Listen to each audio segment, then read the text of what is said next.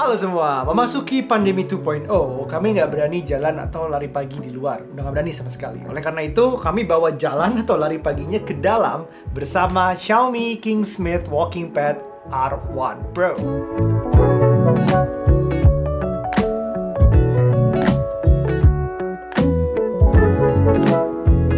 Halo, gue Aryo.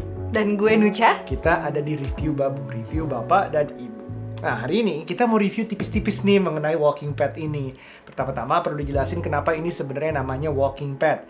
Sepertinya ini berangkat dari market yang mau banget jalan tapi bukan lari. Karena lari itu kayaknya profesional dan berat banget gitu, mengerikan sekali. Makanya mereka kalau lari akan menggunakan yang namanya treadmill. Tapi sebenarnya ini bisa sih buat lari-lari tipis. Bingung nggak walking pad apa running pad? Atau treadmill. Lari di treadmill kayaknya bosen gitu kan, statis. Tapi ya daripada nggak gerak sama sekali, ya udah kayaknya ini cocok nih. Jadi kita beli deh. Sebelum kita beli, kita sempat concern sama rumah kita yang kecil. Taruh di mana ya? Lari di ruangan mana ya? Gitu.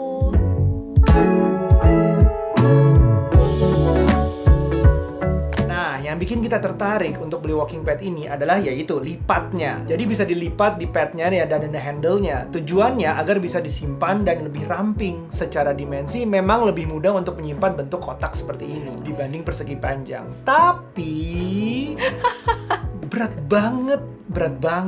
Aryo aja kelihatan keberatan ngangkatnya. Dan bener, aku sih keberatan ya kalau sendiri. Apalagi mau mikirin angkat-angkat naik tangga gitu ya. Kayaknya berat grossnya aja sampai 38 kg.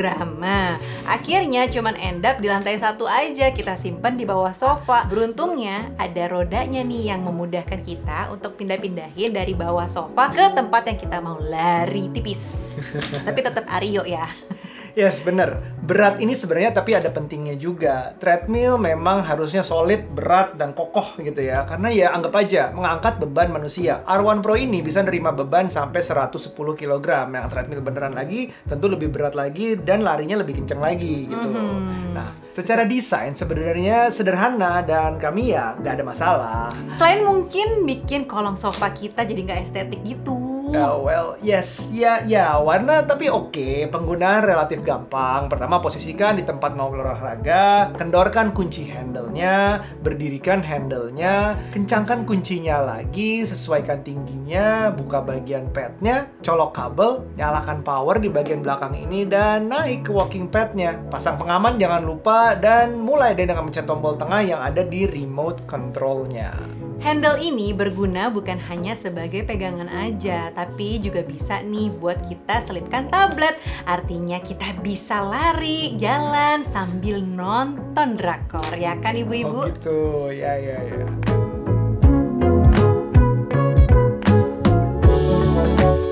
Kingsmith sebenarnya mengeluarkan banyak jenis walking pad. Ya, contohnya ada C1, A1, R1, R1 Pro. Tapi ya, perbedaan paling signifikan kenapa kita ambil R1 Pro adalah tentu kecepatan maksimalnya. Jadi kalau C1 dan A1 cuma bisa jalan sampai kecepatan 6, ya ini buat jalan aja memang tujuannya. Sedangkan R1 dan R1 Pro ini kecepatannya bisa sampai 10. Menurut kamu gimana saat pemakaiannya? Aku pertama suka banget kalau buat jalan-jalan tipis ya, tapi kalau untuk lari aku jujur belum terlalu make sampai yang ngebut banget karena aku bukan pelari. Aku cuma seneng jalan-jalan cepet, brisk walk atau lari-lari tipis gitu. Jadi memang cocok banget buat ibu-ibu yang pengen gerak dan biasa keluar rumah untuk lari atau sekedar jalan pagi tapi nggak bisa. Ini sih pas banget.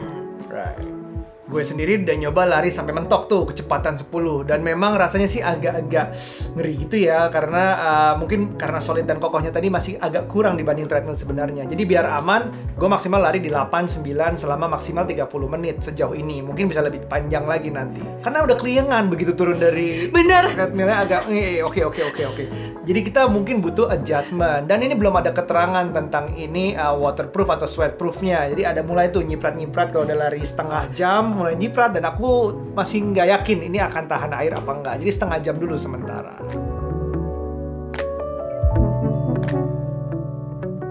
Nah, R1 ini emang ada apps-nya, namanya KS Fit App. Yes, another running app.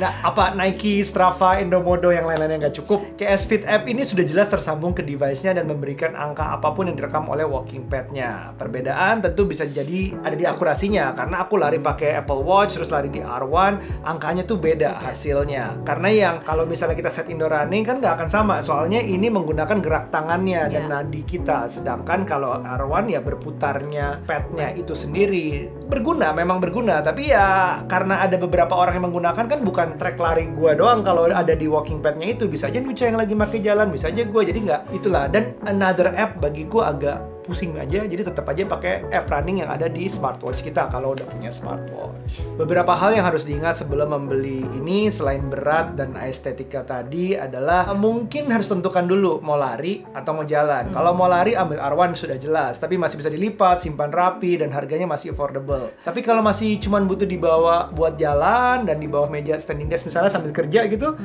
A1 atau C1 ya cukup. Menurutmu apalagi yang harus diperhatikan dari kita sebelum beli ini? Ya pasti pertama mau disimpan di mana, dipakai di mana, udah tahu dulu nih. Kemudian yang kedua pastiin juga budgetnya ada, karena nggak terlalu murah tapi memang nggak mahal kayak treadmill yang bulky banget gitu.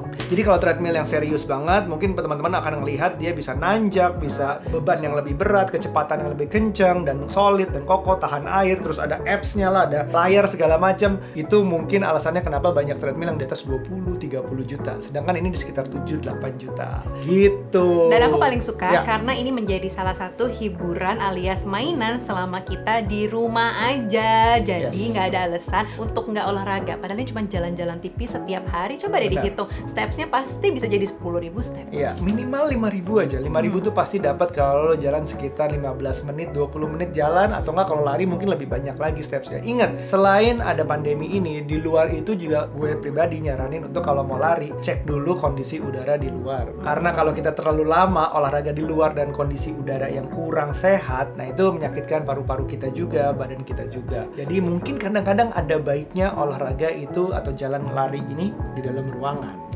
Yes. Gitu. Oke, gimana menurut kalian? Sikat nggak? Kalau sikat kabarin dari kita gitu.